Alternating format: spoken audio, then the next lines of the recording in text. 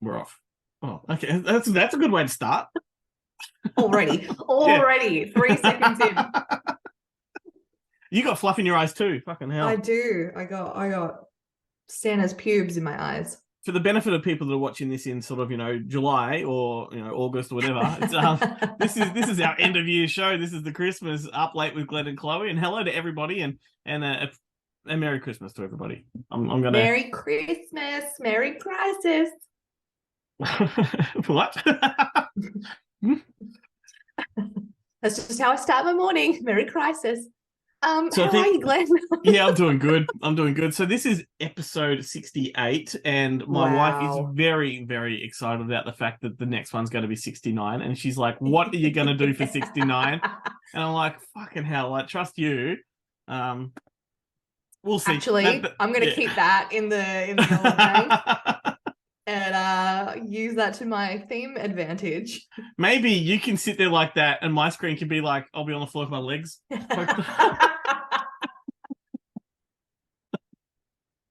People will always find a way, Glenn. People will always find a way.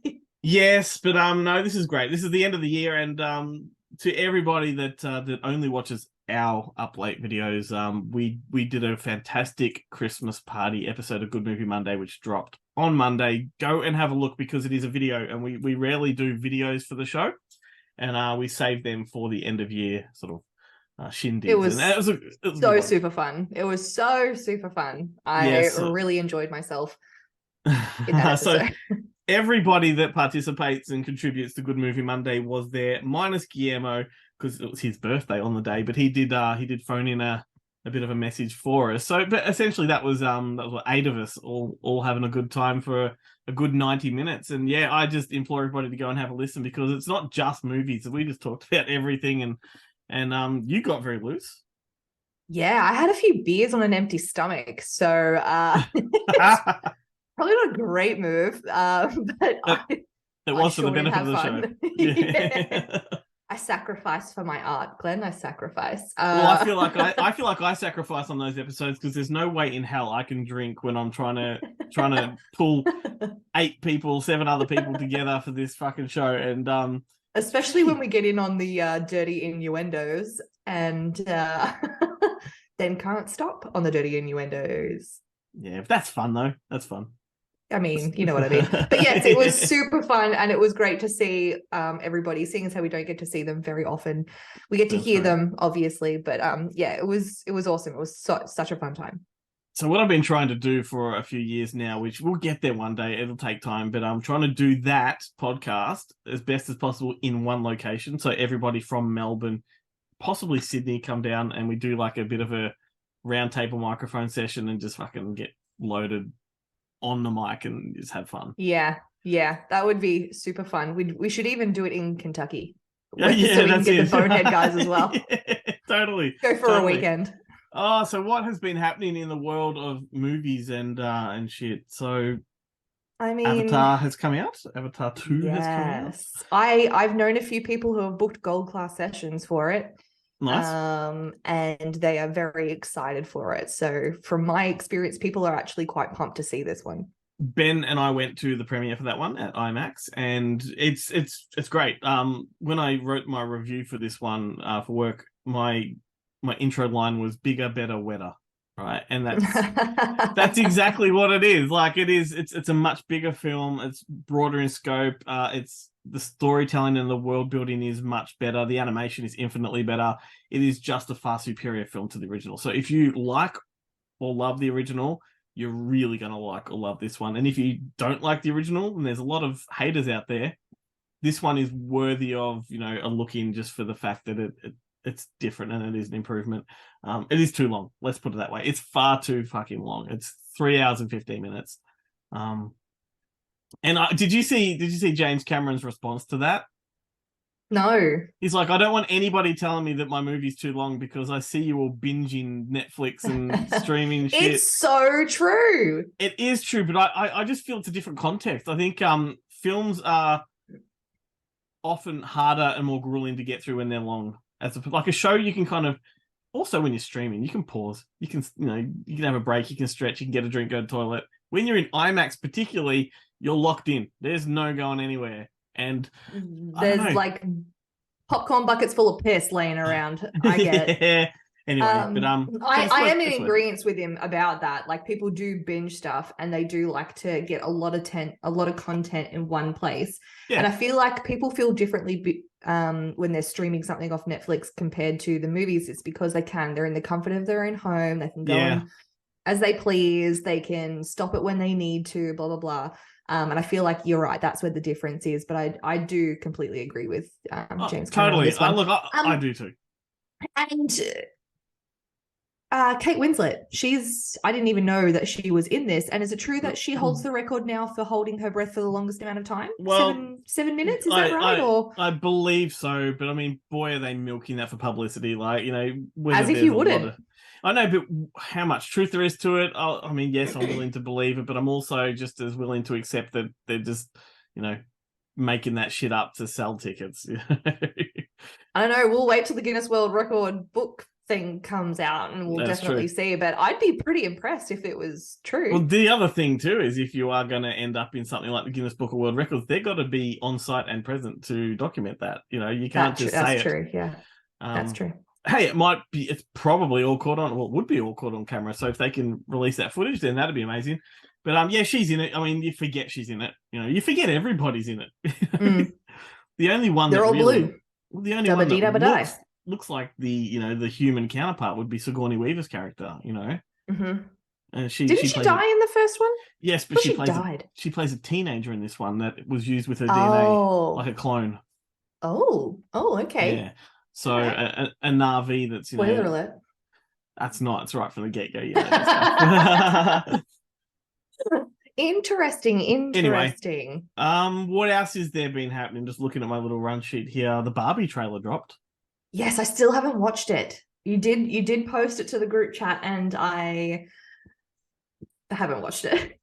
You're not missing anything. Anything. Well, I mean, it's a teaser, so it's not really a trailer. Oh, okay. It begins by reenacting the famous opening of 2001: A Space Odyssey. With all the chimps with the bones and they throw it in the air and stuff like that. Okay. It's just little toddlers with old school dolls, but like baby dolls. And they throw one in the air, and it's a reenactment of that trailer or that movie. And then the monolith from 2001 is usually a big black thing that people who know. And a big black thing. In this trailer, it is Margot Robbie as the giant monolith, and it. Oh, okay. Yes, it's a really silly trailer, and then it cuts to maybe 15 seconds of glimpses of the movie, and is there a lot of pink? Pink, sky blues, all that kind of stuff. Yes. I mean, it's open for ridicule. Don't get me wrong. Like, they had want to pack this with some kind of self-referential substance, the way that, I don't know, the Brady Bunch movie did, where it's very self-referential. Because if this is just inside Barbie's world and it's just that's the only trick it's got up its sleeve, it's going to be a fucking awful movie. So I have a feeling, Glenn, and I'm probably going to put money on this, that you are going to watch this and you're going to end up loving it. I reckon too.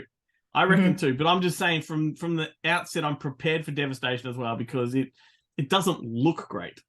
I'm happy to concede that it will be amazing, because if it's different, that's all I care about. Yeah. I like things that are weird and different and challenge the norm. I have faith in Greta. I have faith in her that she would pull something like that off as well. And I'm excited for the pink. I'm excited for the pink. You're excited for the pink. So am I. Oh God, here we go again. So today, big black to the pink, yeah. Today, I decided to try two different things out on my children. Okay, I tried Honey, We Shrunk the Kids. Oh, awesome! We got about 20 minutes in. But that's oldest before they shrink. No, it's just after they shrink. This is just before the ant attack.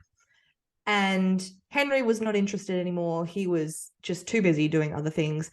And my middle son said he was interested, but wasn't acting like he was interested. So I'm like, all right, we're just going to cut it here, because they it's just not going don't anywhere. Make kids like they used to. I know. Tell me about it. But then hubby suggested Flubber. So we put on Flubber. And they were annoying me too far into that. So I ended up leaving anyway. So I don't even know if we watched Flubber. But there we go. We tried two different things pretty unsuccessfully this time.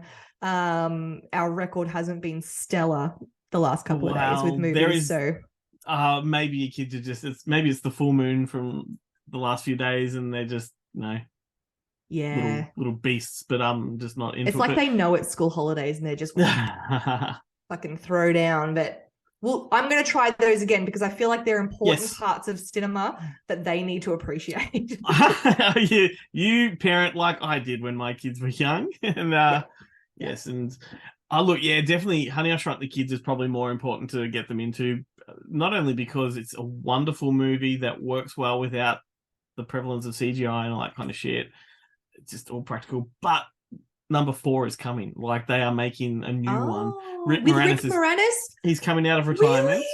Josh Gad is playing the little kid grown up, the son. Wow. So it's all about the son, becoming the inventor. And I love Josh Gad, but I can fuck him off. I just want Rick Moranis back. I think it's just called Shrunk. I could be wrong, but I think it's called Shrunk. Okay. And it is a legitimate number 4. It's not a reboot or a remake or anything like that. So get them into it because it would be fantastic. It's a good series. Number 2 is really good as well. Very underrated. I remember enjoying pretty much all of the ones that I have seen and rewatching it again today with the daughter dancing around to the music with the mop and all that kind of stuff. I'm like, God, she's I've busted, done that so many times, It's just relatable that way, And most like for me, yes, Rick Moranis is a big deal, but Matt Frewer as the neighbor, the fisherman. Where do I know him from? So many things. His most famous thing was a stint in the 80s. He was a character called Max Headroom. Don't know if you remember that. He was like a computer face that went rip, rip, rip, rip, rip, and he's in Back to the Future and all that. But he's been in so many things. His face is so familiar. Very rarely a central character, but he's always a show stealer. And I love him in Honey, I Shrunk the Kids. It's one of my favorite performances of his. It's good stuff. Yeah, he was pretty good. He was a bit of a standout. Yeah. Good stuff. Well, it's a shame that they didn't get into it. But, we'll try again. They might just be that little bit too young for it. I mean, I don't know if it's about that. There's been a lot of sugar involved in the last couple of days, and it is school holidays. It was just a bad day. So I think I picked a bad day. I wanted them to enjoy it. I wanted them to sit down and chill for a fucking minute, and it was just a bad choice. I don't know how your kids go, but I found with ours that there was a point where they went from not being interested in too many of these kind of movies simply because there's too much exposition before it gets to the good stuff. And they got to an age though where they comprehended what that exposition or the whole setup was, and to lay down all the context for the characters, absolutely, the character building. So your kids will just get to that point where like that stuff matters because it informs the rest, contributes to the story. Yeah. Speaking of which, that's a really good point to make because during the opening credits, which Honey, I Shrunk the Kids has the cartoon credits before the movie. My middle child Zachary sat there go, can you just fast forward through all this crap, please? I'm like, it's part of the experience. Sit down, shut up and enjoy it, please. I was one of those kids that was so annoyed when people did fast forward through all that stuff, right? Like, because most people do, like, they'd fast forward that. Like, I remember going to friends' houses, auntie, uncles, whatever, they'd hire videos from a video store, and then they'd fast forward through the opening credits. I'm like, that's the shit that sets the tone. That's the fucking mood setter right there. My mum and I used to sit in the movie theater and we would sit through the entire credits because we would sit there, we would listen to the music that they had chosen, and we would try to pick out the funny names. And we'd point them out and we'd laugh at it's horrible, I know, but we would laugh at people's names in the credits. No, I mean, generally speaking, I'm all for that. I like watching the end credits when I go to like particularly media screenings and things like that. I am the first one out of the cinema as soon as it cuts to black, simply because I'm going to beat those bastards to the car park. Like, there's no fucking way I'm getting stuck in line because that means socializing, and I do not like doing that. But no, fast forward in the open credits, like it's wrong. It's like same with like City Slickers has that great animated sequence before it begins, and good stuff. I know. You're We've got to taking me teach back. these children. Got to teach these You're children. taking me back. Well, the rest of whatever I had there doesn't matter because let's just move on to the halfway mark of To the plays fun and stuff. games. Yeah, the fun To stuff. the fun stuff. I must admit, I haven't really put much thought into it this week. I've got some, just a few taglines. I've got some movie opposites, which we haven't done in a while. Would you rathers? And then some true or falses. What have you got? I have got some trivia. I've got some truth or false. I've got some obscure movie quotes, and that's about all I've got. So I reckon we can shoot back and forth. Shoot back and forth. Well, when I'd it comes like to would you rathers, I reckon we should start with those. let's do it. Okay. Yeah. The first one is a doozy. Is it going to really piss me off? No, but let's have a crack at this one. Would you rather watch the super fun and hilarious movie Arachnophobia, which is about 90 minutes long, or would you rather hold a tarantula in your hand for 3 minutes? Am I allowed to do this in the movie? Yeah, because I think you will find that you don't do that through the movie. If I can, okay, so here's the thing, right? If I'm getting scared in a movie, I close my eyes, I like kind of squint and look out my eyes, but I have to plug my ears. If I can do that, I'll sit through the movie. I will not touch a spider. You will have to kill me first. Okay, cool. Well, there's the answer to that definitely. one. Arachnophobia all the way. Spielberg as long magic. as I can do that. Just it's comparable, and I do say this to other people. It's comparable to Gremlins in the way that the comedy and the horror is entwined. Gremlins don't put the fear of God in me, though. Like spiders do. So yeah. I get it. Do you have one, or do you just want me to go through my ones? No, you go through them. I've got none. All right. Would you rather Wes Anderson or Taika Waititi? Oh.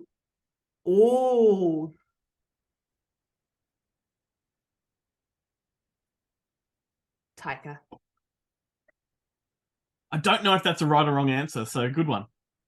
I don't think there is a right or wrong answer in that particular scenario. I'm just thinking about what I would prefer, and I think my preferences sway slightly. I get tired of both of them in equal measure. I think maybe Wes Anderson probably pips Taika at the post just because of movies like The Royal Tenenbaums and Rushmore and things like that. Anyway, okay. Well, there was no right or wrong answer there, that's for sure. What about Olympus Has Fallen or White House Down?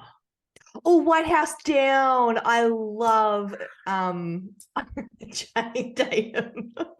That's the wrong answer. No, it's not. I love him. He's so funny, and it's not okay to be that good looking, that in good physical shape and that funny. It's not natural, so it makes it even better, you know? I agree with you in that Channing Tatum's great. And he is an all-rounder. I do like him a lot. But we're talking about the movies themselves here. Yeah, I'd probably still prefer to watch that movie. I know. Olympus Has Fallen is so far superior, and there's I don't 3 think of them, seen plus a 4th one coming. Is that with Gerald Butler? I knew you'd do that. I fucking knew you'd do that. Yeah, it's with Gerald Butler and Morgan Freeman. I'd still prefer. Okay. That one. It's all personal preference. Don't come at her or anything like that. They can come at me for one. If they're coming at me for liking Channing Tatum, there's something wrong with them. Okay. If they're coming at you, it means our views go up. So come at her. Last one. Would you rather Turner and Hooch or K9? Oh, I haven't seen K9, so I'll go Turner and Hooch. Right. There we go. It's a very tricky one. And you can't go past Tom Hanks. You just can't. Very troubled production, that one, because Henry Winkler was the director on that, and him and Tom Hanks hated each other so much that the producers fired Henry Winkler and had to bring in Roger Spottiswoode to finish it. Wow. There's some great sort of semi-recent interviews with Henry Winkler within the last 5 years where someone's asked him about, what do you think of Tom Hanks and that experience? And he just said, the dog was great. That's all he's like. Let me just say, on that film, the dog was great. Is there some footage of him going like having some like disagreements with Tom Hanks and him going like, hey, you know? Let's just skip past that. That was terrible. And then Tom Hanks having one of his fucking flip out moments. Not the car. Not the car. That's all I've got for Would You Rathers. Let's move on to one of yours. What do you got for me? Would you like some obscure movie quotes? Obscure, yeah. I think I hate these the most, so go for it. I made them Christmas themed, so hopefully they're a little bit. My true or festive. false is Christmas themed, so at least Me we're both on the too. same page. All right. All right. So my first one is this: seeing is believing, but sometimes the most real things in the world are the things we can't see. One Magic Christmas? No. Think about what we were just talking about. Oh, Happy Who? Days. Or who? It's Polar Express. Yeah. Yeah. What Cool. about this one? I passed through 7 levels of the candy cane forest, through the sea of swirly twirly gumdrops, and then I walked through the Lincoln Tunnel.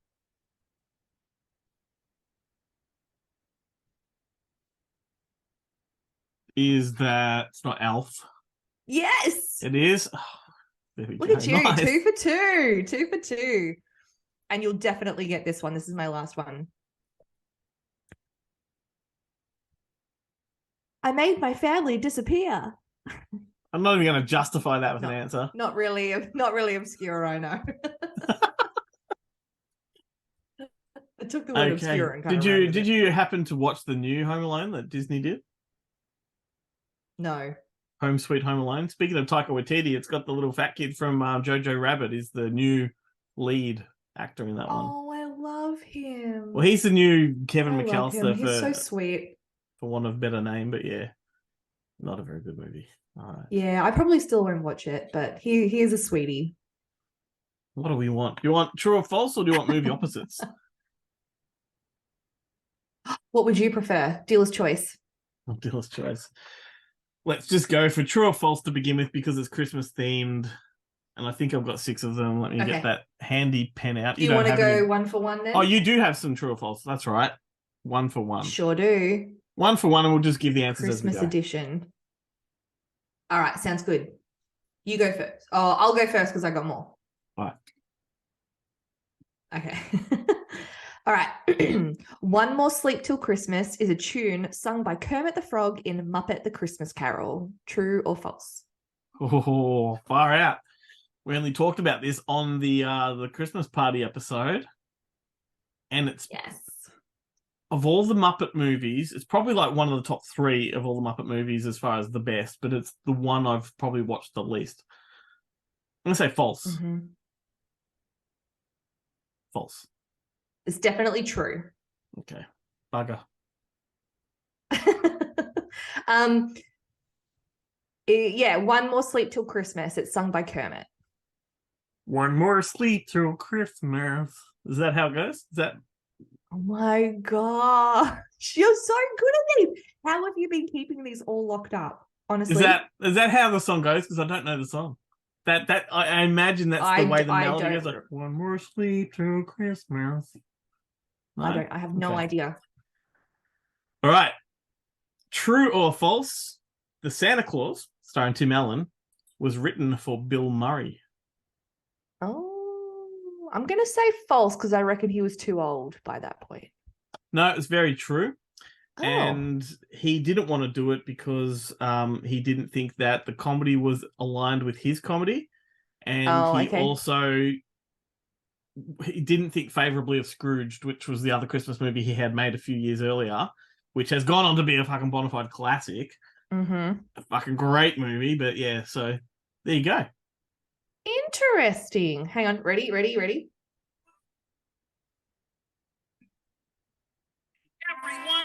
is family. We're having so much fun. After all, there's only one more sleep till Christmas. Christmas. You do a good Kermit too. Well, All right. I hope you didn't get us flagged like the last time we played music on the show. Sorry, I had to. It was going to eat me up. All right.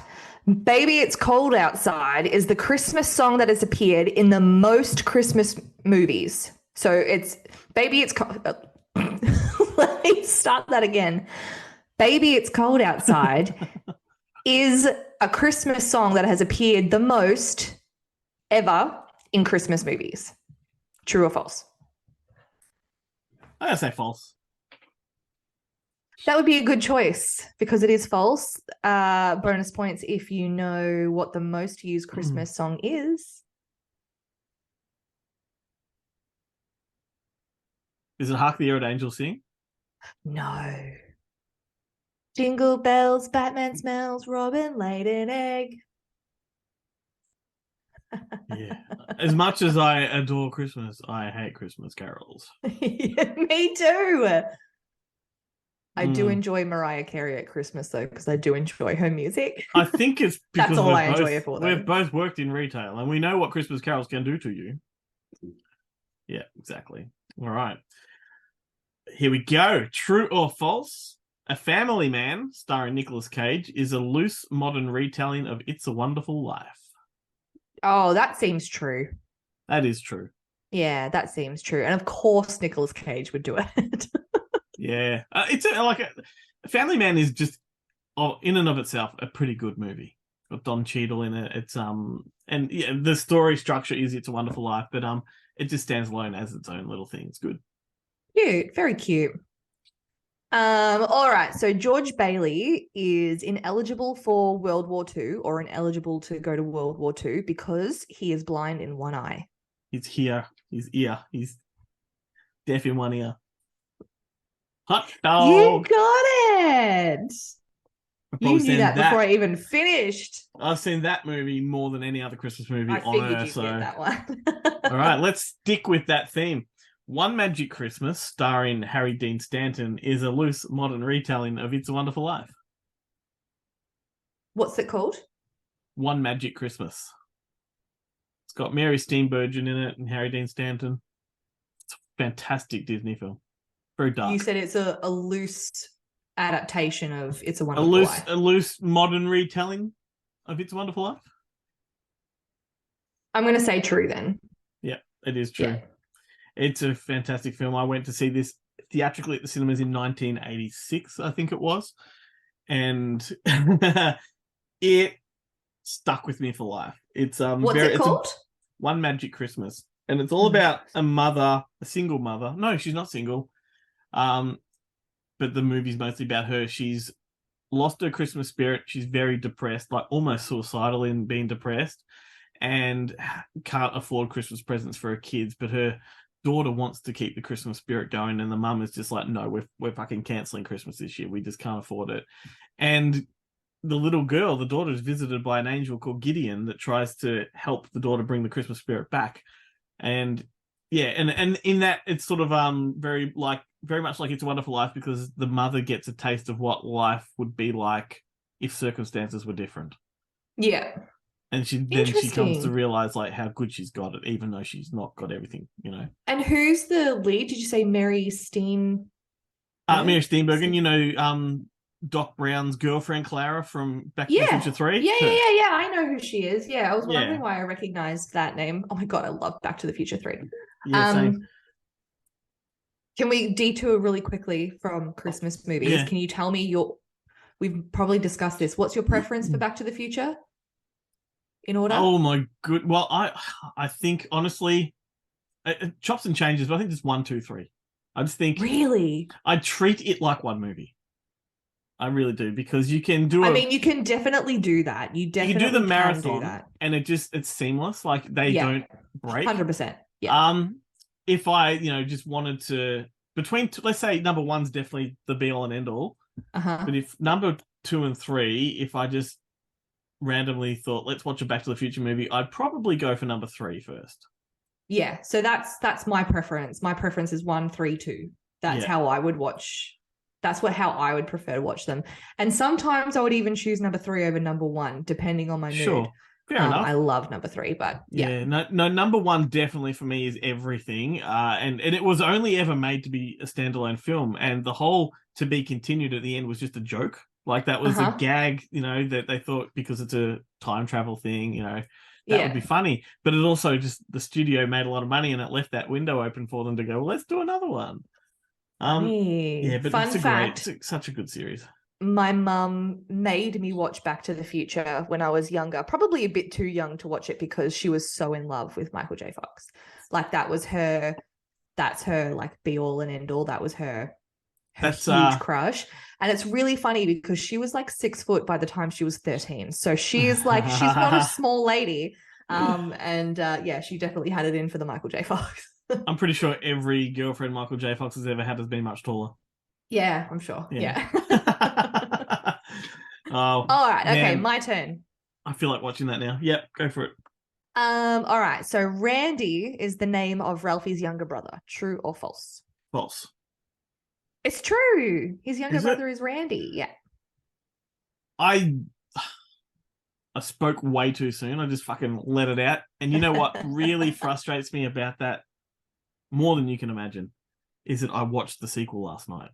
Oh, come on. And he comes back. Like, they all come back. And it's like the same actors. And there's a funny series, that one. So Christmas Story is the famous, movie. But there's actually, I think, 7 movies movies in that series. So theatrically, you had that Christmas Story. Then they made one called... Actually, I'll do chronologically. After that, they did a TV movie called, like, Holly Opper's fucking something. It's a really weird, complicated name, but it's a direct sequel. And then a few years later, they made My Summer Story, which was the summer holidays story. And that's really good. That's got Kieran Culkin in Ralphie's role. That's a wonderful movie. Then there's some other TV things. And then came Christmas Story 2 with Daniel Stern from Home Alone playing the father. Mm-hmm. And Ralphie in that one's like a teenager going through his teenage years. And then cut to this year, we've had A Christmas Story Christmas, which is a direct official sequel to the original with all the same actors except for the mother coming back and reprising the roles as 40-year-olds. And it's actually pretty good.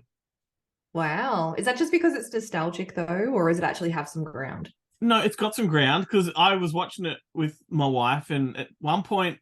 I was going to say Melissa, but like people don't know Melissa. So about 15 minutes in, I looked at it and I said, oh, this could go either way. Like, I'm not sure about this. And then half an hour into it, I'm like, no, this is pretty good. It it recaptures the production value. Like, it feels like it's set in the 70s, which is where it was set. It feels like it. The jokes are very much nostalgic and throwbacks to the original, but they're done in a more contemporary way for adults. Yeah. It's just fun. And nostalgia goes a long way. And, that for anyone that loves the original, that makes a difference. But yeah, I recommend it. It was in the 80s that came out, didn't it? The first one came out in the 80s, but it was set in the 50s. Yeah, okay. Yep. And so this sequel was made now, but set in the 70s. Yeah. Yeah. And here's something else for you. Do you remember the TV show The Wonder Years? I sure do. Well, The Wonder Years is essentially A Christmas Story, the TV show, because that was influenced directly and it has the same format. Wow, okay. Because A Christmas Story is all about older Ralphie narrating his childhood. And Daniel Stern in The Wonder Years narrates it the same way as the movie. And that's what made Christmas Story 2 really cool when he played the dad. It's like, that's sort of like a throwback in and of itself, but going on tangents now. It's nice. No, it's nice how it all ties in together, especially when you're not aware of it as well. It just makes it a little bit more sort of special. Yeah. Cool. Yeah. Who are we up to? Me? You. All right. True or false? Corkers is the name of an Australian Christmas movie from 1998. Corkers, as in Corkers? Yep. False. That's false. It was Crackers. Crackers is just a great Aussie cult I've comedy. seen that. Yeah, I it's feel like essentially I've seen that. it feels like the castle at Christmas time. Yeah, I feel And like. Sorry, kind I'm of like IMDbing while I'm talking to you it's because I kind of need to like know. it's kind of like a backyard barbecue Christmas Day kind of movie. 1998. Yeah, And I've seen that. 100%. the best part's when the uncle gets busted rooting his sister-in-law in the back shed. Hilarious. I don't remember that part. Maybe I was too young. Oh Lord. Oh dear. All right. In the 1994 movie The Santa Claus, Tim Allen's character must take over the role of Santa because he actually killed Santa by scaring him and he fell off the roof and died. Yeah, that's true. Yeah. Yeah. That's terrible. That's a terrible plot for a movie. Like you kill Santa and then you have to be Santa. Kids' movies were better back then. That's true. That's true. Okay, true or false? Robin Williams has an uncredited role in the 2004 Christmas movie Noel, which is a Susan Sarandon movie. I don't remember that movie, so I'm just gonna say false. That's true. Of course it's true. Of course it is. He was doing quite a few cameos back in the early 2000s, late 90s. Yeah, he did. I remember him doing the cameo with Billy Crystal on Friends, and that was before I kind of realized who they were, and even then they were fucking hilarious. And that they were essentially a comedy duo going way back. Yeah, absolutely. Yeah. Zoe is the name of Buddy the Elf's love interest in the movie Elf. That would be false. That's Her real right. name's It Zoe. is false. Her real it is. It's played by Zoe Deschanel. Yes. Do you know the character's name at all? For bonus points. Is it Holly or Mary? No, it does have the E sound on the end. Jovi. Joe. Okay. Jovi. Can you believe that Elf is like 20 years old? Stop it. That blows my mind. I can't think that way. I just can't. I can't think just that way. fucking this is too when you get older and certain like actors or movies come along at the point that you are already an adult, right? Yeah. Mm-hmm. Those things still seem new to you. So for me, Will Ferrell still seems like a new thing to me. Oh, 100%. I remember when like Night at the Roxbury came out, I'm like, yeah, that guy's going far. And then Superstar came out and then blah, blah, blah, blah, blah, Austin Powers. And I'm like, this Will Ferrell guy, he's awesome. And now he's done so much and he's like just a rusted on fucking part of our pop culture. But I still feel like he's that new guy. I remember watching him on Saturday Night Live. Yeah. And thinking, fuck, this guy is the funniest guy in this cast. Nobody rocks a cowbell quite like him. And, hey, what's your... Yeah. Go. The American flag guy when he comes in the American flag underwear. What's your take on... What do you think of that famous SNL sketch where they're singing that Christmas song? And Tracy Morgan is there doing... Oh my God. If you don't find that funny, you're a dumbass, honestly. Like, I'm not trying to throw stones or anything, but Chris Kattan, Jimmy Fallon, Tracy Morgan. But if you ask me, and I agree, like I think it's funnier the more it gets repeated, right? It really does. But it kind of backs up my theory that Jimmy Fallon is not that great and not that talented.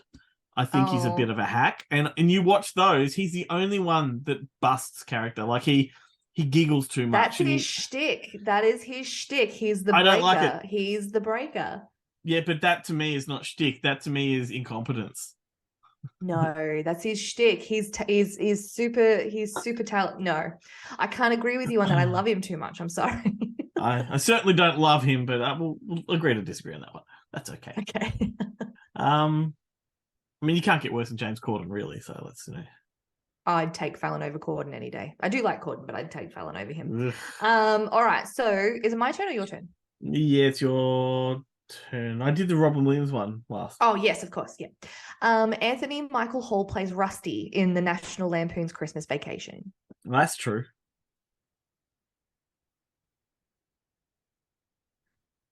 Anthony Michael Hall. Oh, in the is that what Christmas you said? Vacation. Oh no, it's Jonathan fucking Galicki.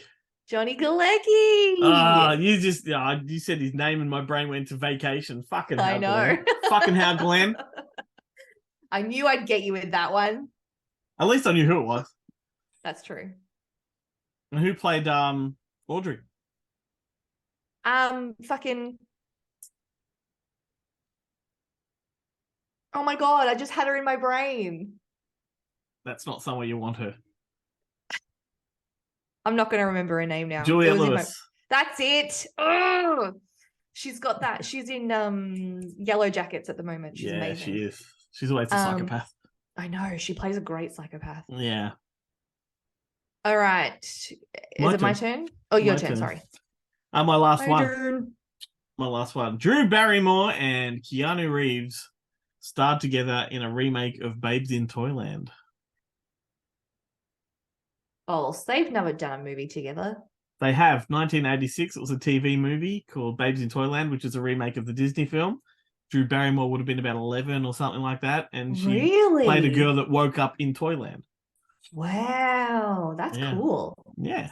Good on her. I don't see Barrymore and Keanu doing a movie together. Well, I just keep in mind, them. 1986, Keanu would have been a teenager as well. He would have been about 17. True. Yeah. True. True. That was terrible. All right, my last one. Henry Winkler directed the 2000 classic How the Grinch Stole Christmas with Jim Carrey. True or false? Henry Winkler or Henry Winkler? Henry, both. Hey. Winkler. No, it was his co-star. It was fucking Ron Howard, little Ron Howard. Sure was. It sure was. I was keeping to the Cunningham. Happy Days theme. You certainly were. And Henry's getting quite a workout on today's show. He is. When you brought him up earlier, I was like, oh my gosh. Oh, what are the odds? It's the simulation. I do like him a lot. Hey, we've run over time, so that'll do for the games. That'll be the last game for the year, Chloe. Oh my gosh. I'm gonna miss doing this. I love my my weekly dose of Up Late. It sort of energizes me, and it's gonna be weird doing nothing for a couple of months. It's going to be interesting, me scrambling on a Saturday and Sunday to try and get my trivia questions because I haven't been prepared during the week.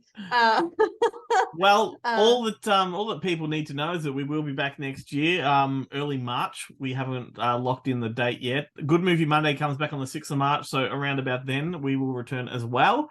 We may or may not have a little bit of a rebranding, whether it's called Up Late or not. We're still yet to determine. But one thing is for sure, that it will be a podcast as well. So if you listen to Good Movie Monday, you'll also be able to listen to this on any kind of podcast platform.